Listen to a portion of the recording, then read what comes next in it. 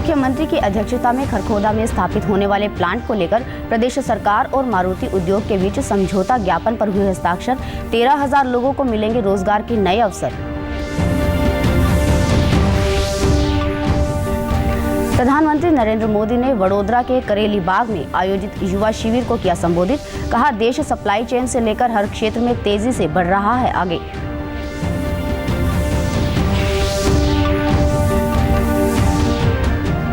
आयुष मंत्रालय के माध्यम से कुरुक्षेत्र के ब्रह्म सरोवर तट पर भारतीय योग संस्थान द्वारा योग उत्सव का किया गया आयोजन। बड़ी संख्या में उपस्थित लोगों के साथ कई गणमान्य व्यक्तियों ने किया योग।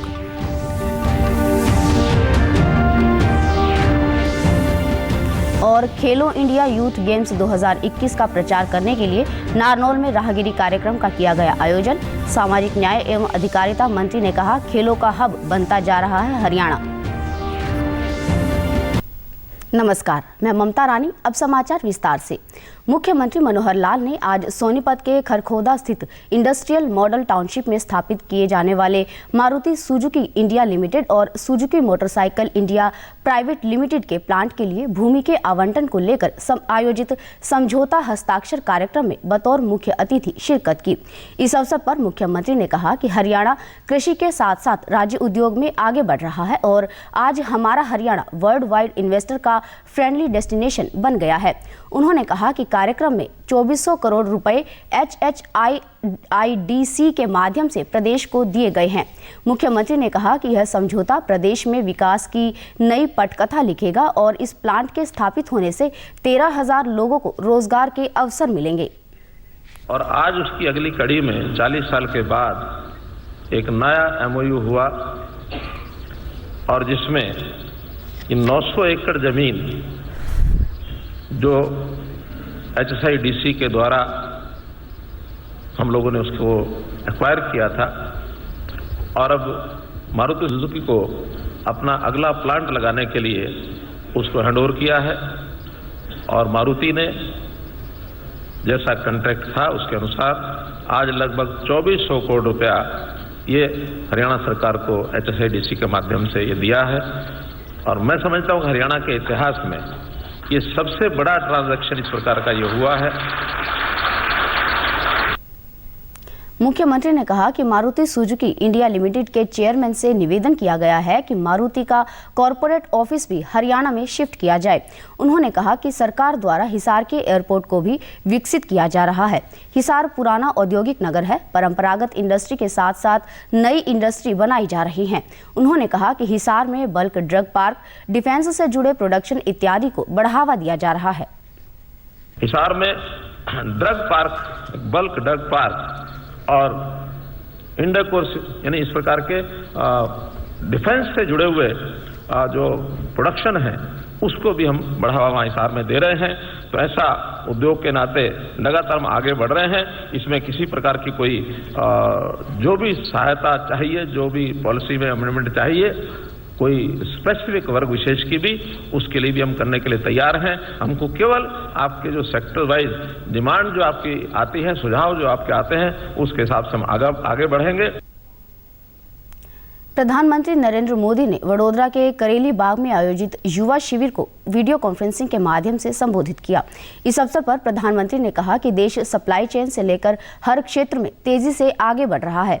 उन्होंने कहा कि हर समस्या का समाधान ढूंढ भारत दुनिया के लिए एक नई उम्मीद है। देखिए, जहां चुनौतियां होती हैं, भारत वहां उम्मीद से भरी संभावनाएं लेकर प्रस्तुत हो रहा है। जहां समस्याएं हैं, भारत वहां समाधान पेश कर रहा है। कोरोना काल के संकट के बीच दुनिया को वैक्सीन और दवाइयां पहुंचाने से लेकर बिखरी हुई सप्लाई चेन्स के बीच आत्मनिर्भर भारत की उम्मीद तक, वैश्विक अशांति और संघर्षों के बीच शांति के लिए एक सामर्थ्यवान राष्ट्र की भूमिका तक भारत आज दुनिया की नई उम्मीद है। प्रधानमंत्री ने कहा कि आज भारत दुनिया का तीसरा सबसे बड़ा स्टार्टअप इकोसिस्टम है, जिसका नेतृत्व हमारे युवा कर रहे हैं। आज भारत की सफलता हमारे युवाओं के सामर्थ्य का सबसे बड़ा सबूत है। आज देश में सरकार के कामकाज का तरीका बदला है, समाज की सोच बदली है और सबसे खुशी की बात यह है कि जन भागीदारी बढ़ी है। जो लक्ष्य भारत के लिए असंभव माने जाते थे, अब दुनिया भी देख रही है कि भारत ऐसे क्षेत्रों में कितना बेहतर कर रहा है। स्टार्टअप वर्ल्ड में भारत का बढ़ता हुआ कद भी इसका उदाहरण है। कुरुक्षेत्र स्थित ब्रह्म सरोवर के तट पर आज योग उत्सव का आयोजन किया गया, जिसमें बड़ी संख्या में लोग योग करने पहुंचे। इस अवसर पर गीता मनीषी स्वामी ज्ञानानंद ने कहा कि योग केवल शारीरिक व्यायाम नहीं है और पूरे विश्व में अंतर्राष्ट्रीय स्तर पर योग को स्वीकार किया गया है। यह हमारे लिए गर्व की बात है। वहीं कुरुक्षेत्र के सांसद नायब सैनी ने कहा कि योग का हमारे जीवन में बहुत महत्व है और इससे आध्यात्मिक ऊर्जा मिलती है, इसलिए हमें योग को अपनाना चाहिए। शारीरिक आसन व्यायाम ही नहीं है, योग हमारी भारतीय वैदिक सनातन परंपराओं की दिव्यता है। संपूर्ण जीवन प्रबंधन है योग, संपूर्ण जीवन विज्ञान है योग।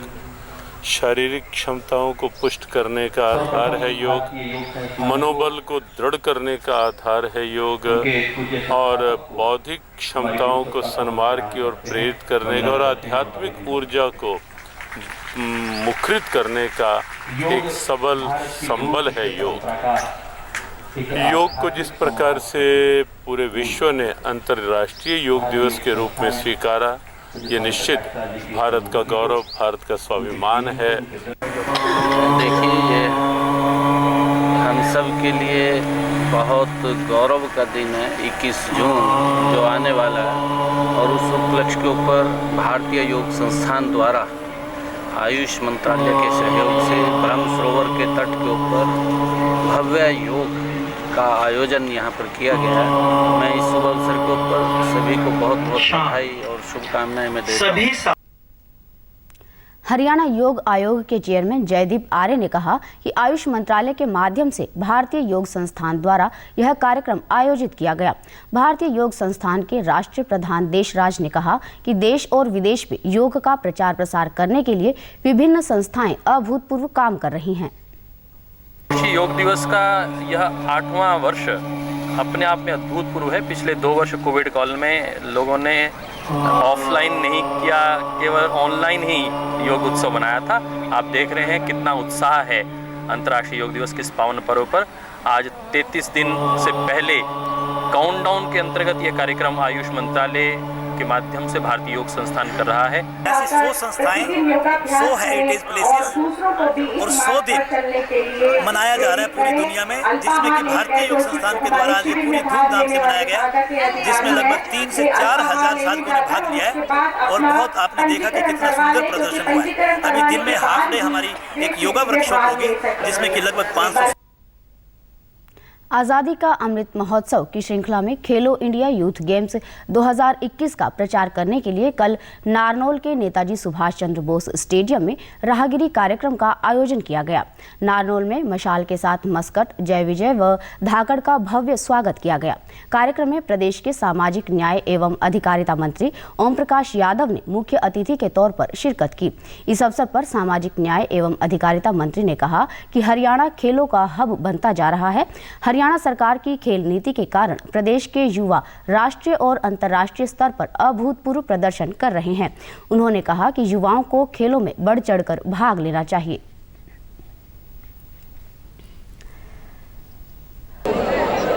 हम चाहते हैं कि हमारे युवाओं में खेल के प्रति एक जागरूकता आए और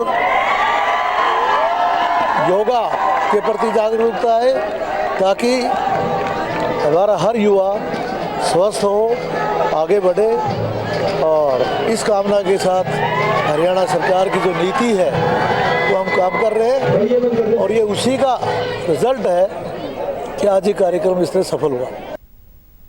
वहीं उपायुक्त ने कहा कि इस प्रकार के आयोजनों से युवाओं को खेलों के प्रति प्रेरणा मिलने के साथ साथ देश को एक नई दिशा मिलेगी।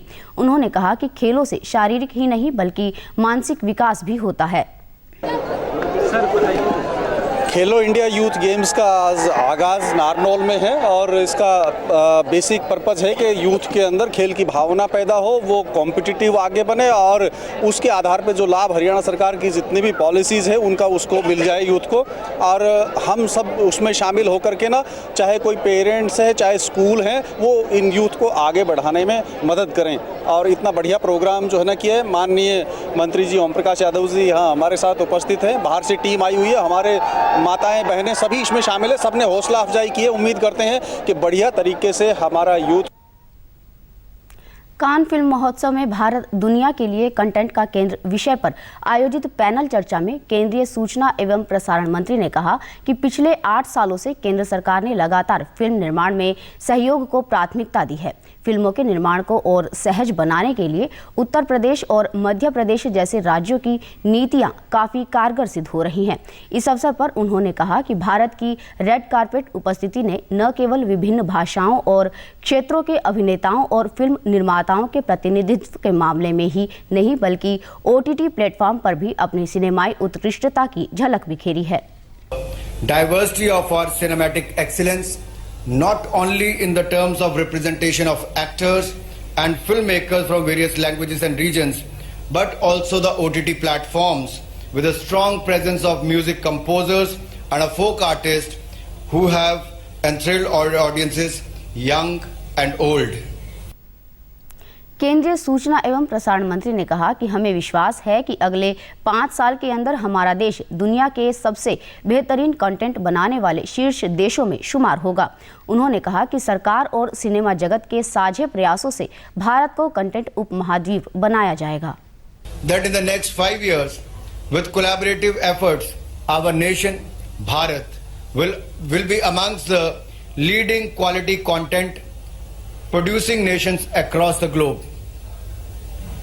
कहते हैं कि अगर किसी चीज को दिल से चाहो तो पूरी कायनात उसे तुम्हारे से मिलाने की कोशिश में लग जाती है। And I'm sure our efforts, not only from the government side but for the entire cinema fraternity, will be there to make India the content subcontinent of the world. So I extend an invitation to the global players, global filmmakers to come and shoot in India, enjoy our hospitality, our breathtaking landscapes, our ancient history, and take advantage of our technological prowess in post-production and much more. आज़ादी का अमृत महोत्सव के तहत फरीदाबाद में कल आज़ादी के गुमनाम नायकों को समर्पित कार्यक्रम का आयोजन किया गया।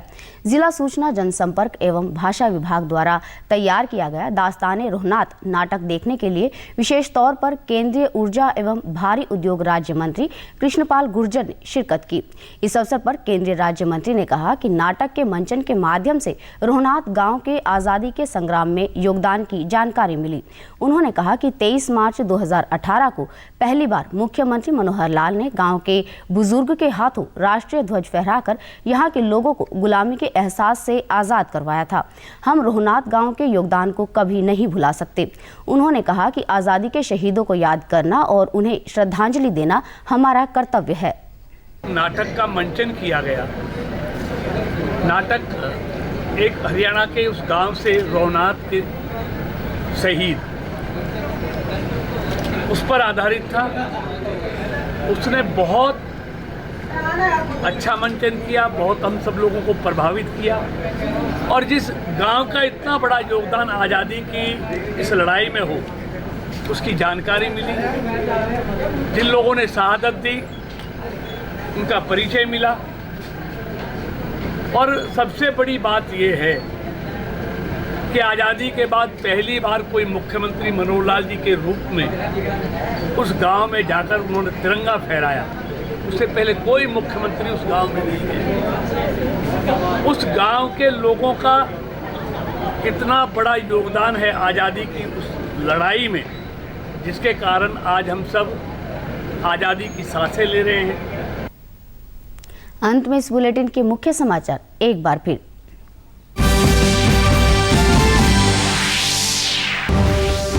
मुख्यमंत्री की अध्यक्षता में खरखोदा में स्थापित होने वाले प्लांट को लेकर प्रदेश सरकार और मारुति उद्योग के बीच समझौता ज्ञापन पर हुए हस्ताक्षर। 13,000 लोगों को मिलेंगे रोजगार के नए अवसर। प्रधानमंत्री नरेंद्र मोदी ने वडोदरा के करेली बाग में आयोजित युवा शिविर को किया संबोधित।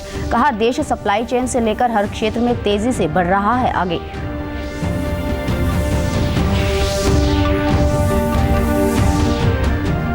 आयुष मंत्रालय के माध्यम से कुरुक्षेत्र के ब्रह्म सरोवर तट पर भारतीय योग संस्थान द्वारा योग उत्सव का किया गया आयोजन। बड़ी संख्या में उपस्थित लोगों के साथ कई गणमान्य व्यक्तियों ने किया योग।